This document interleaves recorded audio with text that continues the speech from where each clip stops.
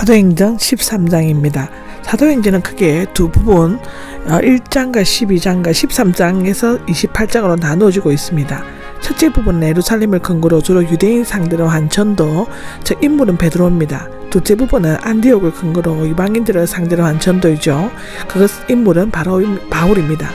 이제 예루살렘과 유대의 원시 교회는 사마리아 땅끝의 세계 교회로 확정 발전되고 있는데 1절을 보면은 안디옥 교회가 나옵니다.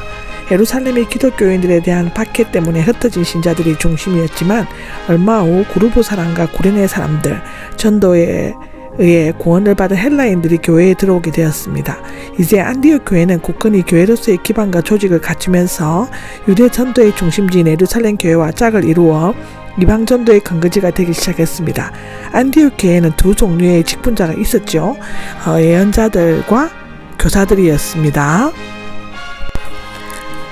구약에서 예언자는 하나님께로부터 직접 말씀을 받아 전하는 사람을 의미했는데 신약에 이르러서는 성령의 특별한 은사를 받아 예언하거나 하나님의 뜻을 해석하고 복음을 전파 또 설교를 하고 교회를 다스리는 일 등을 맡아 하는 사람을 가리키고 있었다고 로마서 12장, 고린도전서 14장은 말하고 있습니다. 예언자는 사도 다음에 나오고 있고 교사보다는 위에 있었다고 고린도전서 12장, 에베소서 2장, 또 에베소서 4장 11절에는 말하고 있습니다. 예언자는 교사 직분을 함께 맡을 수 있지만 교사는 예언자가 될 수 없었다고 합니다.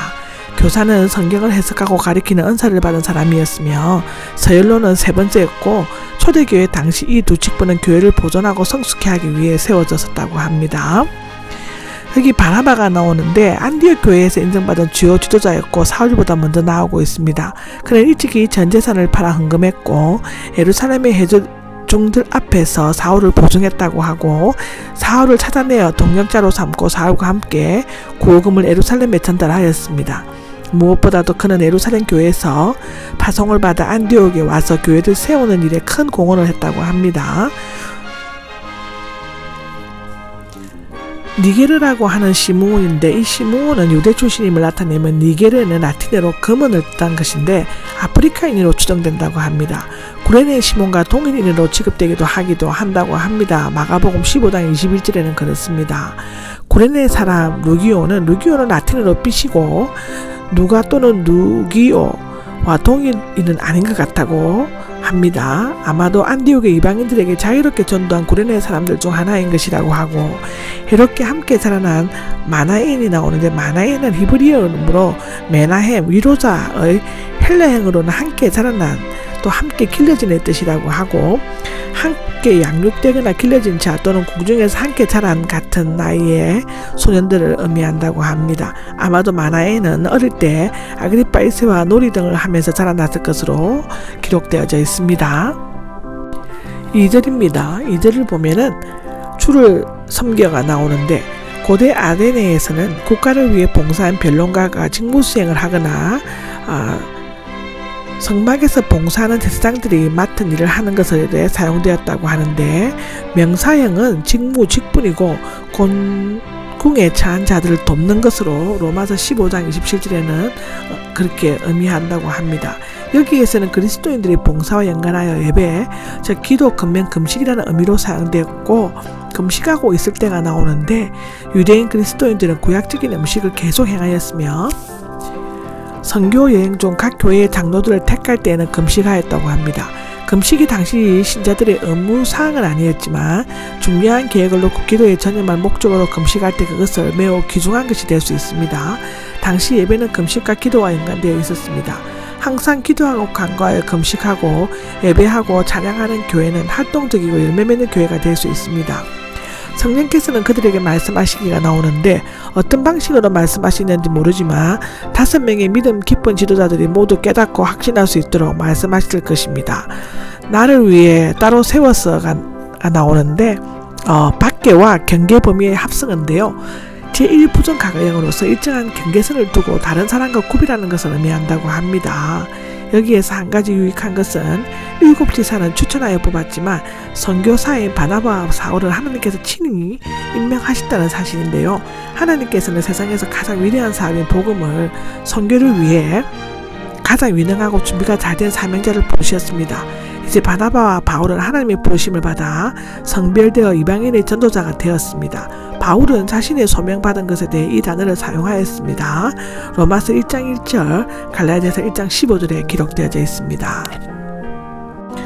3절입니다. 금식하고 기도하는데 선교사를 보내는 의식입니다. 지금 부르심을 받은 두 사람이 이방 선교를 위해서는 하나님의 인도와 권능을 구하는 것이 절대로 필요한 것입니다. 자신들의 손을 얹은 다음인데 안수하는 것을 나타내는데, 안수하는 것은 어떤 직분에 임명한다는 공식 표시입니다. 이러한 안수는 병을 고칠 때, 성령을 전한달할 때, 특별한 직무에 임명할 때 행하여졌는데, 여기에서 안수한 사람들은 시므온과 루기오, 마나엔 세 사람이었을 것입니다. 초대교회는 지금까지 빌립의 사마리아와 에디오피아, 네시, 베드로의 고넬리오 전도가 전부였는데, 이제는 유대의 범위를 벗어나 이방 세계를 향해 체계적으로 선교하게 되었다고 성경은 기록하고 있습니다. 4절입니다. 4절에는 성령을 보내심을 받아가 나옵니다. 두 사람은 하나님의 부르심과 성령의 보내심을 받고 교회의 안수와 기도석에 파송되었습니다. 이와 같이 교회의 초의 선교사역은 하나님의 위인과 인간의 성비를 협력하여 은혜와 축복 가운데 시작되었습니다. 성령의 영향력이 없었다면 그들은 갈 자격이 없었을 것이며, 성령의 권위가 없었다면 그들은 갈 거리가 없었을 것입니다. 그리고 성령의 계속적인 지시하심이 없었다면 그들은 갈 곳을 알지 못했을 것입니다. 실루기가 나오는데 안디옥의 외항으로 서편 약 25km 지점에 오론테스강 입구에서 상류 쪽으로 약 8km 떨어져 있다고 합니다. 중동과 소아시아 및 유럽을 연결하는 중요한 항구 도시였다고 하고요. 바나바와 사울은 변명한 선교 전략을 가지고 있었음을 알 수 있습니다. 첫째로는 선교 활동의 근거지로서 로마 제국의 요충지들을 선택하였습니다. 선교 활동의 근거지로는 로마 제국의 요충지들을 선택하였는데, 각 선교 중심지에 자립교회를 세웠습니다. 이 교회들의 주변 지역을 복음화할 책임을 맡겼고, 소아시아, 헬라, 로마, 스페인에 개인적으로 복음을 전파하여 로마 제국 전역을 복음화하려는 원대한 계획을 가지고 있었습니다. 여기 구브로가 나오는데 슬루기아에서 100km 떨어져 있고 많은 유대인들이 살고 있었다고 합니다. 특히 이곳은 바나바의 고향이었고 풍부한 구리 매장량으로 유명하였다고 기록되어져 있습니다. 5절입니다. 5절에는 살라미가 나오는데 구브로 중앙평원의 동해안에 있는 항구 도시로서 상업의 중심지였으므로 유대인이 많이 살고 있었으며 이미 그들 중 많은 사람이 복음을 들은 적이 있었습니다. 그들은 언제나 전도의 거점을 유대인의 해당에 두었으며 해당에서 하나님의 말씀을 선포하였습니다. 요한을 돕는 자는 문자적으로 아래에서 노 젓는 사람이라고 하는데, 원래는 주인이 시키는 일을 하는 종을 가리키고 여기에서는 세례주는 일을 비롯하여 사소한 심부름 같은 일을 거들었을 것입니다. 마가 요한에 대해서는 12절 또 누가복음 1장 2절에 소개했습니다. 일꾼이 된 수로 되어 있으므로 마가가 그 안에 포함되어 있거나 또는 두 사람이 말하는 설교를 기록했다고 생각할 수도 있습니다. 아마도 마가 외에 또 다른 동행인들이 있었던 것으로 기록되어져 있네요. 6절입니다. 온 섬들을 거쳐가 나오는데 섬의 모든 유대인 지역을 찾아 해당에서 전도했음을 나타내는데, 그들은 복음을 전하면서도 동쪽으로 서쪽으로 섬으로 가로질러 마침내 구브로의 로마 정부 소재지 즉 수도 바보에 이르렀다고 합니다. 살라미에서 약 160km 떨어진 곳이었다고 하고요. 이곳은 신바보로 그 남쪽 16km 지점에 구바브로가 있으며 바다의 거품에서 태어났다는 아포로테이테스, 비너스를 숭배로 유명했다고 합니다. 이 숭배로 말미암아 바보는 당시 세계에서 가장 부도덕하고 방탕한 곳이 되고 말았고, 성령께서는 분명히 어떤 뜻이 계셔서 바보의 여왕 비너스를 숭배하는 이 사탄의 요새로 두 사도를 인도하였습니다. 한 유대인 마술사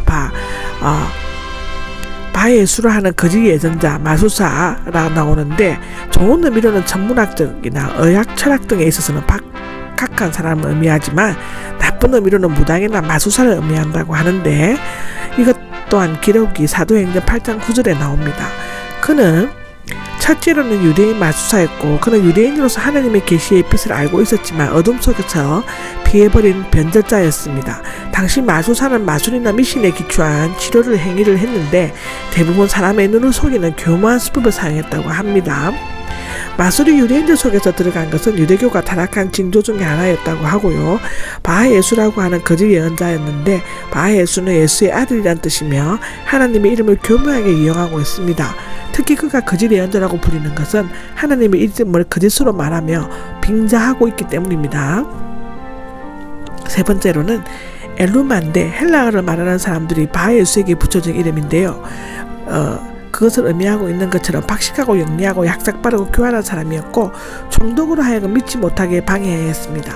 온갖 속임수와 사악함은 가득 찬 마귀의 자식이었는데 그는 사탄의 영향을 받아 온갖 속임수와 사악함으로 가득 차 있었고 주님의 바른 길을 굽게 하는 정의의 원수였다고 합니다. 그는 총독의 조언자로 있었지만 오히려 판단력을 흐리게 하여 사람들을 잘못된 길로 인도하게 하려고 하였다고 하는데요.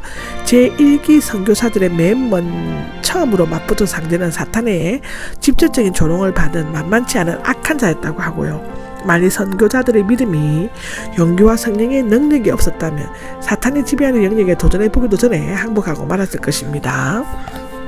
7절입니다. 7절에는 총독 서기오 바울이 나오는데 당시 로마가 다스리는 식민지에는 두 종류의 총독이 다스렸다고 합니다. 군대를 필요로 하는 곳은 프로플레토, 그렇지 않는 곳은 프레콘솔이라고 했다고 하는데 처음 것은 팔레스타인의 빌라도와 같은 경우이고 서기로 바울은 후자에 속하였다고 합니다. 그는 원로인 의원의 선거권을 가진 막강한 총독이었으며 로마의 문학자로 하나로 언급되고 있습니다. 9절에 보면 바울이라고 하는 사울이 나오는데 여기에서 비로소 바울이라는 이름이 나오고 이후에는 계속 바울이라는 이름으로 바꿔지고 있습니다. 당시 지도급에 있는 유대인들은 유대 이름과 로마 이름을 둘 다 가지고 있었다고 합니다. 그는 날 때부터 로마 시민이었으므로 당연히 로마 이름인 바울, 작은 자로 불렸고 그 이름을 좋아했던 것처럼 보여지고요. 히브리 이름으로 사울의 뜻이 물었다, 묻는 자인데 성령으로 충만하여 지성적인 충동인 서기오 바울은 바나바와 사울을 불러 하나님의 말씀을 듣고자 하였다고 합니다. 그러나